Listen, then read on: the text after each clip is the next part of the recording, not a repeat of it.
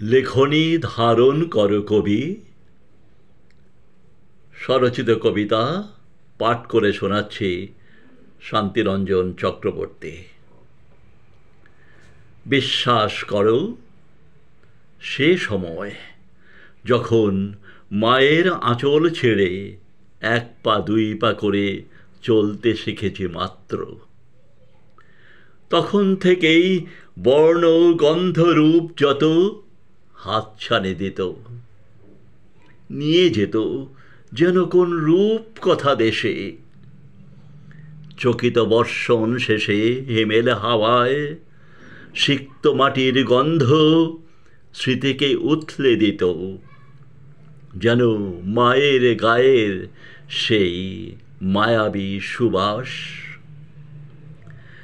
শিশিরের ঝরে পড়া পাতার হিল্লোল, খোলা জানালার ফাঁকে জ্যোৎস্নার উঁকি, মনের কোথায় যেন লিখে যেত অনামি ঠিকানা। একটি শব্দও লেখা হয়নি তখন সেই সব বন্ধুদের নিয়ে, যারা নীরব সঙ্গী ছিল একান্তে আমার। কেটে গেল কয়েকটি বছর, দেখলাম নূতন করে মানবী শরীর, যেখানে প্রকৃতি দিয়েছে উজাড় করে রূপ রস গন্ধ বর্ণ তার। শত শত রামধনু ঢেকে দিল আকাশের নীল, পাতার মর্মরে ছিল গোপন সংকেত, যেন কোন অভিসারিকার নম্র পদধ্বনি। ভেসে গেছি উচ্ছ্বাসে প্লাবনে, বিচ্ছেদে ঝরেছে দিন রাত অবিরল শ্রাবণের ধারা।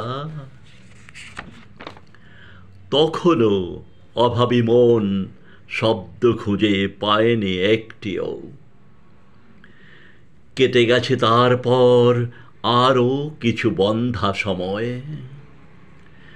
সহসাই একদিন সম্মুখে দাঁড়ালো এসে সমগ্র পৃথিবী।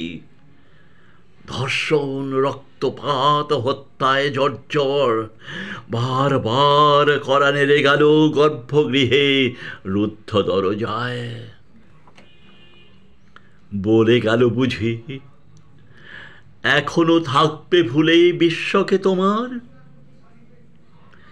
সুদূর শৈশব থেকে পেরিয়ে এসেছ তুমি এতগুলি ধাপ,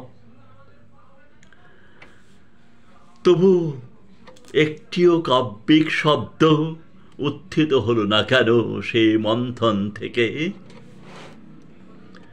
অনুভূতি আছে যার, সেই তো কবি গো। সে সম্পদ আছে তো তোমার। ওই দেখো শব্দেরা মাথা কুটে মরে, ভাব যেন উদাসী বাউল।